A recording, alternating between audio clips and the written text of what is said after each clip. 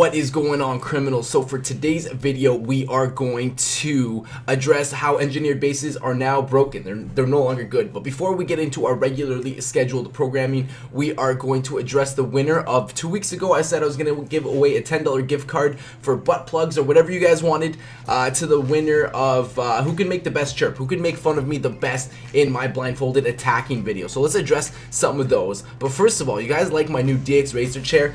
That's right. Nah, I'm kidding. I put a red blanket on my old leather chair, and it kind of looks like a DX Racer chair, does it not? Like, that's pretty pimp, if I do say so myself. So our first chirp is coming from Dan the Man, aka DHB Moon, and he says the most interesting thing is that this is the exact same video he uses for his Tinder profile with slightly different commentary. For instance, it's recommended that he wears a bag over his head if he gets together with you.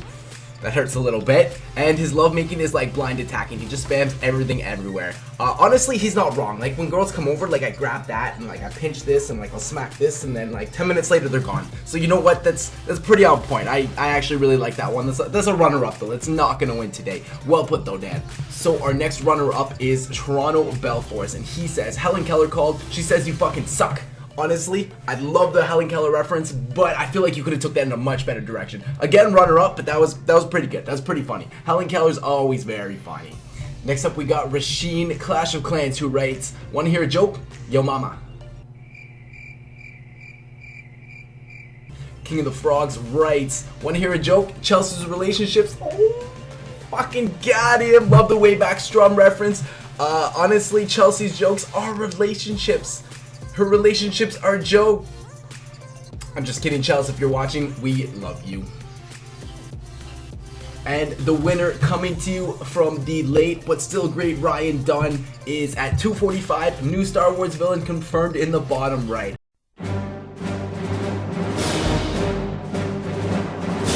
I laughed immensely. Well put, good sir. You are the winner of a lifetime supply of butt plugs. Hit me up on Twitter or YouTube or Twitch or whatever you do, and I will PayPal you over some fucking cash monies. So let's talk about why .5s are no longer providing a crazy advantage to clans any longer. For starters, we just lost a 25 win streak in the clan. It's not the biggest streak we've ever lost. Our 95 streak hurt way worse than this, but still, that was like 2 months of consistent winning. We lost to a clan with 2 extra eagles and about 4 or 5 more town hall 10s with Inferno, so we were heavily outmatched. This wasn't even the first time we found that during our streak we were getting mismatched. About 80% of the time having to attack up and take out that extra Town Hall 11 where they were hitting our 10.5s, which are basically Town Hall 10s. So here are some of our Town Hall, they're basically 911s. They don't have Infernos and they don't have Eagles. And their Archer Tower and Cannon level are extremely low to try and keep weight low. But again, it's no longer providing any sort of advantage to us. Let's move over to our opponents and let's see what kind of base they got going on. As you can see, number 4 Pound Town was our 10.5, so basically a Town Hall 10, and their 5 had the significant advantage because they had an eagle at Town Hall at their number 1, 2, 3, 4, and 5, where we only had them at 1, 2, and 3. As you can see, they do have war gear bases as well, but these war gear bases all have Infernos. We didn't have Infernos at our number 8. Our number 9, I think, had 1 Inferno, and after that, we had no more Infernos. And they have 8, they have 9. They have 10, and again, they have some .5s, they have some war gear bases as well, but we don't have nearly as many Infernos as them. So we're going to start building all of our Infernos and our Eagles and keep our just extremely war geared bases. I think there's a lot of value to be had in extremely war geared bases. Like, look at IM. He ranks as about the Town Hall 8 or Town Hall 7, and he has the capability of 3-starring Town Hall 10s because he has that Eagle, he has that Warden, and he's got decent hero levels. He's got to work on him, but he's got decent hero levels. So I think there's still a lot of value to be had in extreme war gear bases that weight as a Town Hall 7 and Town Hall 8. But the thing you really want to start focusing on is your top bases. They match the bases up top, basically Town Hall for Town Hall. This is what they try and do. If matches take too long to find, then basically it's getting more and more desperate. So they're basically just going to try and match you up with the closest amount of Town Hall 11s and 10s, and this is where a lot of the mismatches occur. So honestly, it's a lot more valuable to make sure all of your bases up top are true Town Hall 11s and true Town Hall 10s, and then make some extreme war gear bases. Have some bases that weight like Town Hall 7s, like Town Hall 8s, and these are going to be your best bet to help you gain some sort of small advantage to accumulate some huge win streaks.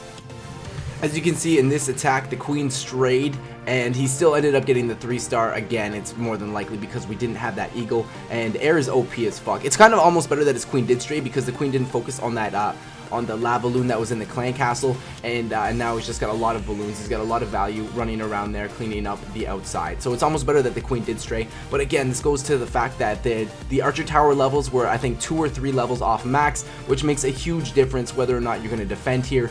And we had pups running around the outside cleaning up, but it didn't matter. Air 2 OP right nowadays, and this is a very good anti-air base. They still just picked it apart. They still ran it into the ground, but again, if he had the eagle, if he had those extra archer towers, that would have not been a 3-star.